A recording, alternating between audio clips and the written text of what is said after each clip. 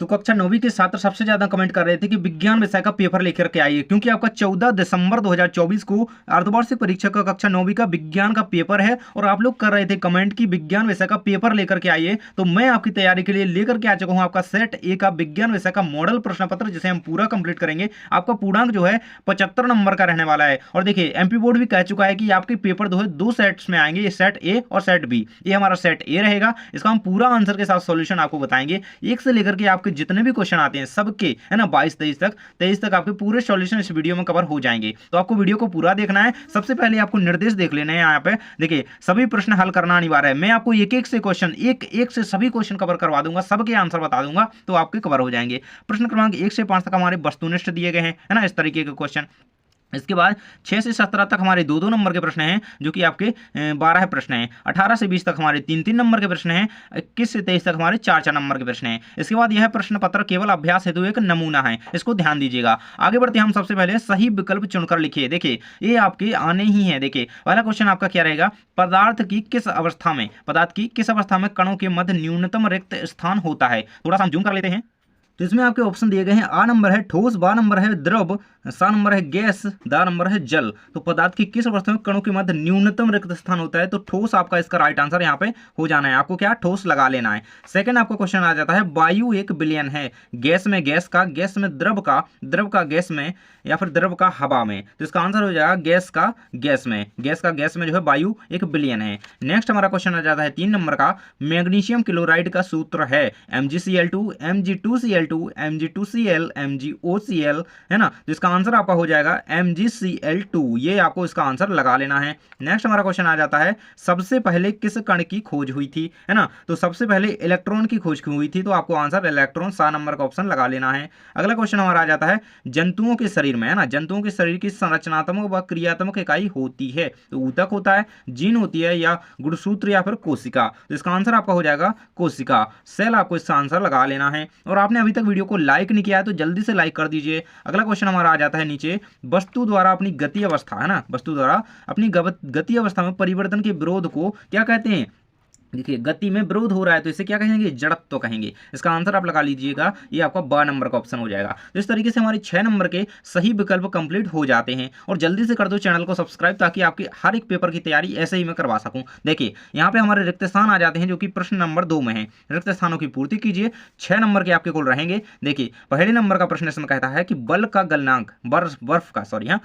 गलनांक खालिस्तान होता है तो कितना होता है, 0 डिग्री सेल्सियस। कितना होता है, 0 डिग्री सेल्सियस पर बर्फ जम जाती है। ये आपका आंसर रहेगा। इसके बाद है, 2 घुलनशील द्रवों के मिश्रण खालिस्तान विधि से पृथक किए जा सकते हैं। तो कौन सी 2 घुलनशील द्रवों के मिश्रण जो है आसवन विधि से, कौन सी आपकी में है ना, ये आपने पढ़ा होगा, आसवन विधि, है ना। तो आसवन इसका आंसर याद रखिएगा। नेक्स्ट हमारा परमाणु के नाभिक में उदासीन कण कौन होता है, उदासीन कण खालिस्तान होता है। तो परमाणु के नाभिक में जो होता है उदासीन कण न्यूट्रॉन होता है। कौन, न्यूट्रॉन। इसका उत्तर आपको लगा देना है। इस तरीके से लिख दीजिएगा। अगला क्वेश्चन आपका आ जाता है, फ्लोएम ऊतक पत्रियों द्वारा निर्मित भोजन का क्या करते हैं, परिवहन करते हैं।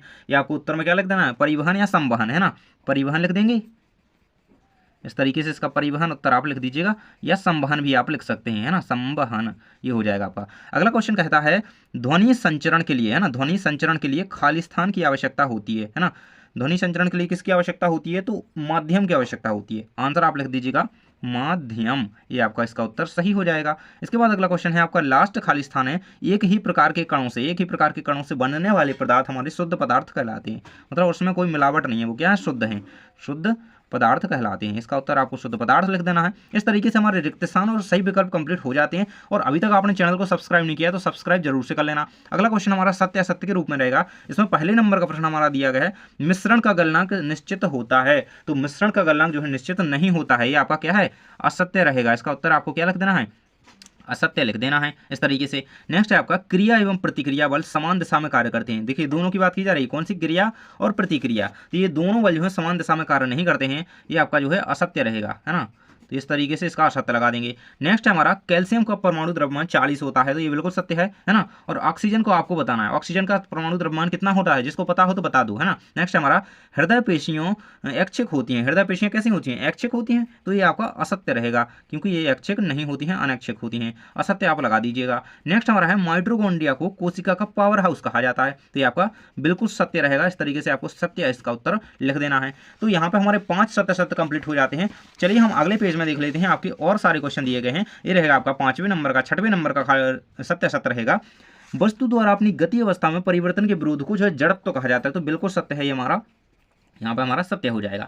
तो इस तरीके से हमारे सत्य सत्य सभी कंप्लीट होते हैं। अब देख लेते हैं हम सही जोड़ियां। देखिए पहली आपकी दी गई है ब्रोमीन, तो ब्रोमीन क्या है, एक अधातु है, तो ब्रोमीन की जोड़ी आपको मिला लेनी है अधातु से, है ना। फर्स्ट की जोड़ी यहाँ पे मिल जाती है। सेकंड है हमारा क्लोरोफिल, तो क्लोरोफिल क्या है, क्लोरोफिल यहाँ पे पत्ती में पाया जाने वाला वर्णक है, तो यहाँ पे सेकंड की जोड़ी आपकी इससे मिल जाएगी। थर्ड है आपका फ्लोएम, तो फ्लोएम क्या करता है, कोशिकाओं में भोज्य पदार्थों का संवहन करता है, तो ये तीसरे की जोड़ी यहाँ पे मिल जाएगी, है ना। अगला है आपका बल का एसआई मात्रक, तो बल का एसआई मात्रक क्या होता है, न्यूटन होता है। और अभी तक आपने चैनल को सब्सक्राइब नहीं किया है तो जल्दी से कर दीजिए, क्योंकि पूरे क्वेश्चन के आंसर विथ सॉल्यूशन में पूरे क्वेश्चन के आंसर आपको देने वाला हूं। देखिए अगला है आपका जाइलम, तो जाइलम क्या करता है पौधों में, जाइलम जल का वहन करता है ना। अगला है आपका गति का द्वितीय नियम, तो अब ये लास्ट ही बचा है F=m/a, तो ये आपका आंसर यहाँ पे हो जाएगा। इसके बाद आ जाते हैं हम आपके अगले क्वेश्चन की ओर। यहाँ पे देखिए प्रश्न नंबर 5 में आपके एक शब्द या वाक्य में उत्तर दीजिए, है ना। ये आपके 6 नंबर के रहेंगे, जो कि 6 हैं। देखिए 300 केल्विन तापमान पर डिग्री सेल्सियस में क्या मान रहेगा, है ना। 300 केल्विन तापमान का डिग्री सेल्सियस में, डिग्री सेल्सियस की बात की जा रही है, तो इसका 300 का आपका क्या रहेगा, 27 डिग्री सेल्सियस। इसका आंसर ये आपको लिख देना है। अगला क्वेश्चन है पदार्थ की एक मूलल अणुओं का द्रव्यमान उसका क्या कहलाता है, तो ये उसका अणुभार कहलाता है। क्या कहलाता है, अणुभार। इस तरीके से इसका उत्तर आप लिख दीजिएगा। अगला क्वेश्चन है आपका परमाणु के नाभिक की खोज किसने की थी, तो रदरफोर्ड ने की थी। किसने, रदरफोर्ड। देखिए इस तरीके से इसका उत्तर लिख दीजिएगा। अगला क्वेश्चन है हमारा कार्य करने की दर को क्या कहते हैं, तो कार्य करने की दर को शक्ति कहते हैं, है ना, शक्ति, ये आपका आंसर रहेगा। नेक्स्ट है हमारा एम द्रव्यमान, है ना, कि वस्तु जिसका वेग भी है, इसका संवेग क्या होगा, तो इसका संवेग होगा एम भी, है ना, ये आपका हो जाएगा। संवेग क्या होता है, P=m/v होता है, तो P=m/v भी लिख सकते हैं। अगला है आपका मानव शरीर की सबसे बड़ी कोशिका है, तो मानव शरीर की सबसे बड़ी कोशिका होती है अंडाणु, है ना, अंडाणु। इस तरीके से लिख सकते हैं, या फिर डिंब कोशिका भी इसका उत्तर लिखा जा सकता है। क्या, डिंब कोशिका, है ना, डिंब वाहिनी कोशिका, है ना, होती है ना डिंब कोशिका, आपको यहाँ पे आंसर लिख देना है, कोशिका, है ना, ये हो जाएगा। इसके बाद याद आती है हमारे यहाँ से 6 नंबर का प्रश्न है आपका ऊर्ध्वपातन को परिभाषित कीजिए। ये हमारे 2-2 अंकीय प्रश्न यहाँ से स्टार्ट हो जाते हैं। यहाँ पे कहता है प्रश्न ऊर्ध्वपातन को परिभाषित कीजिए, अथवा प्रश्न है आपका वाष्पीकरण की गुप्त ऊष्मा से आप क्या समझते हैं। तो चलिए मैं आपको इसके आंसर स्क्रीन पर दिखा देता हूँ। ये रहेगा आपका इसका आंसर। ऊर्ध्वपातन वह प्रक्रिया है जिसमें ठोस पदार्थ को बिना तरल से परिवर्तित हुए सीधे गैस में बदल दिया जाता है। यह प्रक्रिया आमतौर पर आयोडीन, कपूर और अमोनियम क्लोराइड में होती है। अथवा वाले का आंसर आपका सामने दिया गया है, वाष्पीकरण की गुप्त ऊष्मा से आप क्या समझते हैं। जल्दी से जानकारी टीच चैनल को सब्सक्राइब कर लीजिए, ये रहेगा आपका कंप्लीट आंसर। नेक्स्ट आपका क्वेश्चन कहता है मिश्रण से आप क्या समझते हैं, अथवा में क्वेश्चन है विलयन क्या है ना। तो आपका आंसर सामने दिया गया है कि मिश्रण से आप क्या समझते हैं। मिश्रण की परिभाषा रहेगी 2 या 2 से अधिक भौतिक संगठन, है ना, 2 पदार्थ मिला दें तो वो मिश्रण हो जाता है। इसके अथवा वाले का आंसर आपके सामने रहेगा विलयन का। विलयन एक सजातीय मिश्रण है ना, समांगी भी लिख सकते हैं। आपका आंसर कंप्लीट रहेगा। 8वां क्वेश्चन हमारा कहता है द्रव्यमान, परमाणु द्रव्यमान इकाई को परिभाषित कीजिए, और अथवा में है कि बहु परमाणु आयन क्या होते हैं, है ना। तो देखिए ये रहेगा आपका परमाणु द्रव्यमान इकाई आपकी क्या होती है, इसको परिभाषित कीजिए। तो परमाणु द्रव्यमान इकाई के बारे में यहाँ पर लिखा हुआ है। इसके बाद बहु परमाणु आयन क्या होते हैं, इसका आंसर भी आपके सामने है। स्क्रीनशॉट ले लीजिए और सब्सक्राइब चैनल को जल्दी से कर लीजिए। अगला क्वेश्चन आपका रहेगा कार्बन और सोडियम, है ना, कार्बन और सोडियम परमाणु के लिए इलेक्ट्रॉन वितरण लिखिए, है ना। इसका उत्तर मैं आपको दिखा देता हूँ भाई।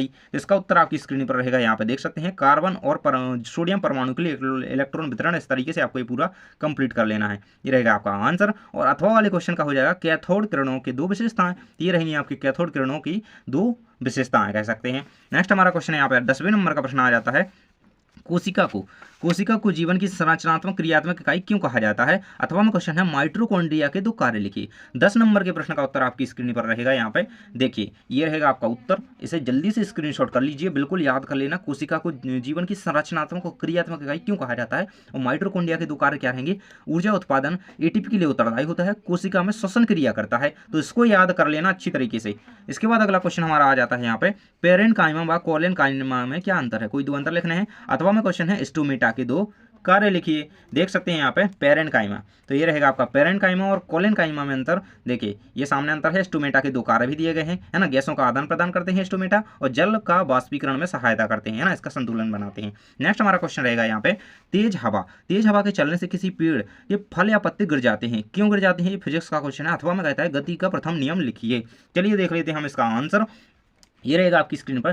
तेज हवा के चलने से किसी पेड़ के फल या पत्ते गिर जाते हैं, क्यों गिर जाते हैं? तो उनकी जड़त्व पर प्रभाव पड़ता है ना। इसके बाद अथवा वाले क्वेश्चन का देख लेते हैं आंसर। गति का प्रथम नियम आपके सामने दिया गया है। जल्दी से जानकारी टीच चैनल को सब्सक्राइब कर लीजिए, क्योंकि आप लोगों को यहीं पर इसी तरीके से हर एक परीक्षा के लिए सॉल्यूशन मिलने वाला है। नेक्स्ट क्वेश्चन हमारा रहेगा पौधे अपना पोषण कैसे प्राप्त करते हैं, है ना। पौधे अपना पोषण कहाँ से प्राप्त करते हैं? अथवा में कहता है जैविक तथा अजैविक कारक किस प्रकार फसल उत्पादन को प्रभावित करते हैं। ये दोनों क्वेश्चन ध्यान से देखिएगा। इसका आंसर आपकी स्क्रीन पर रहेगा। पौधे अपना पोषण, देखिए ये आपके सामने आंसर दिया गया है, इसका स्क्रीनशॉट कर लीजिए। अथवा वाले क्वेश्चन का भी आप स्क्रीनशॉट ले सकते हैं, दोनों का स्क्रीनशॉट साथ में ले लीजिए, बिल्कुल आंसर कंप्लीट यहाँ पे हो जाता है। चलिए बढ़ जाते हैं आपके अगले पेज की ओर, और अगला क्वेश्चन हमारा यहाँ पे आ जाता है, जो कि कहता है यहाँ पे देखिए, ये कहता है क्वेश्चन कि गर्मियों में हमें किस तरह के कपड़े पहनने चाहिए।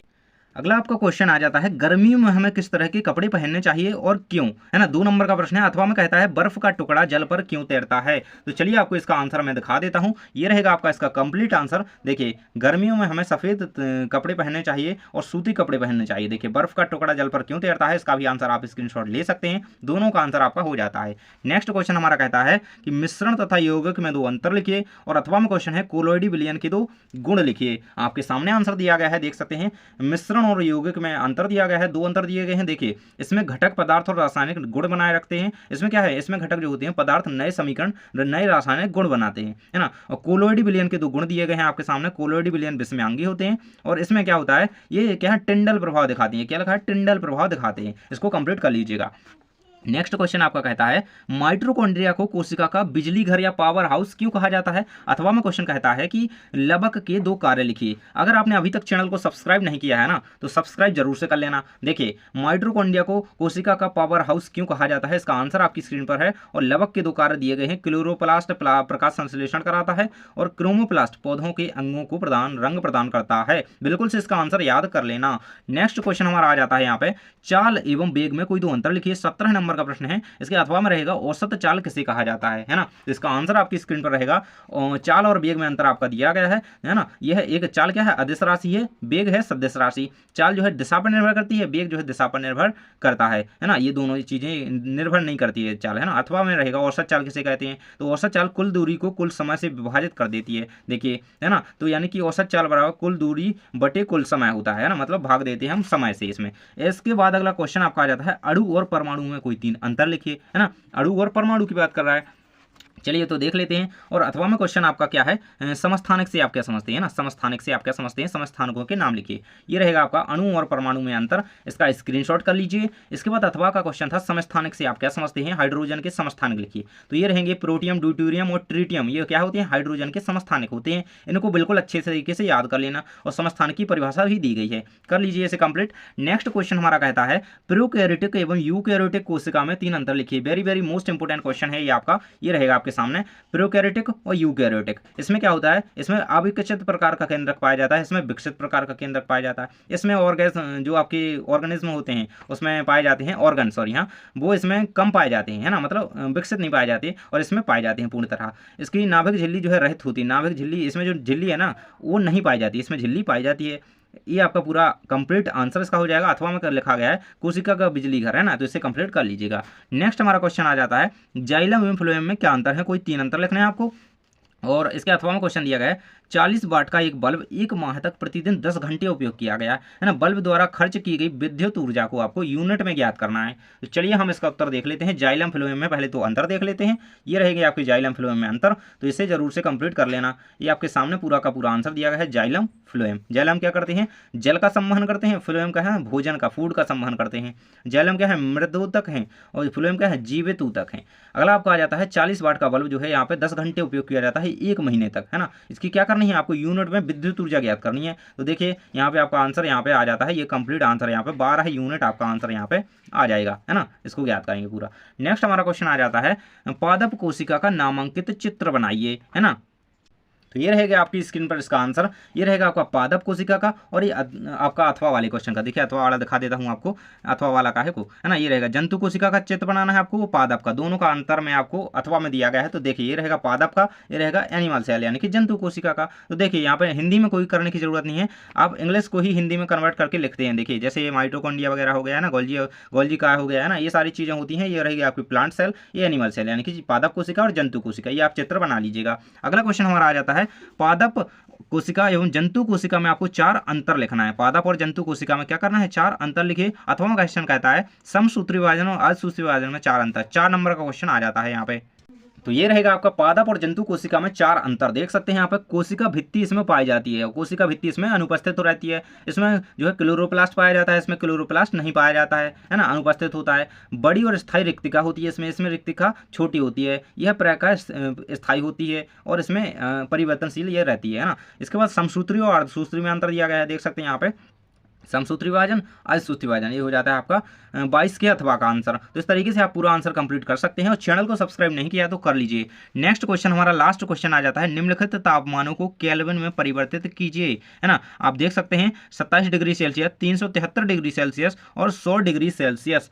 चलिए देख लेते हैं आपका यहाँ पे आंसर। तो ये रहेगा आपका आंसर, यहाँ पे देख सकते हैं निम्नलिखित तापमानों को आपको क्या है सेल्सियस में, है ना, केल्विन इकाई में परिवर्तित करना था, है ना। तो ये आपका आंसर रहेगा 27 डिग्री सेल्सियस 300 केल्विन हो जाएगा आपका, 273 डिग्री सेल्सियस आपका हो जाएगा 646 केल्विन, 100 डिग्री सेल्सियस आपका हो जाएगा केल्विन में 373 केल्विन, और 0 डिग्री सेल्सियस आपका केल्विन में 273 केल्विन होता है। तो इस तरीके से इसका आंसर हो जाएगा। इसके बाद अथवा में इसका आंसर क्वेश्चन पूछा गया था बाष्पीकरण की दर, है ना, बाष्पीकरण की दर को प्रभावित करने वाले कारक लिखिए, है ना। 4 नंबर का लास्ट क्वेश्चन है हमारा। देखिए बाष्पीकरण की दर को प्रभावित करने वाले कारक आपके सामने दिए गए हैं, तापमान, सतह, हवा का प्रवाह, वाष्प दाब, आर्द्रता। तो इस तरीके से हमारे 1 से लेकर के 23 तक सभी क्वेश्चन कंप्लीट होते हैं विथ आंसर। यदि आपने अभी तक चैनल को सब्सक्राइब नहीं किया है तो कर लीजिए, क्योंकि मैंने आपको पूरे प्रश्न पत्र का, है ना, पूरे मॉडल प्रश्न पत्र का आंसर कंप्लीट करवा दिया है, और इसी तैयार करके आप अपने एग्जाम में बहुत अच्छे अंक अचीव कर सकते हैं। थैंक्स फॉर वॉचिंग, मिलते हैं नेक्स्ट वीडियो में। और सारे सब्जेक्ट की वीडियो देखनी है तो सब्सक्राइब कर लेना, और चैनल पर जाकर वीडियो देखो, हर एक सब्जेक्ट का वीडियो आपको मिल जाएगा।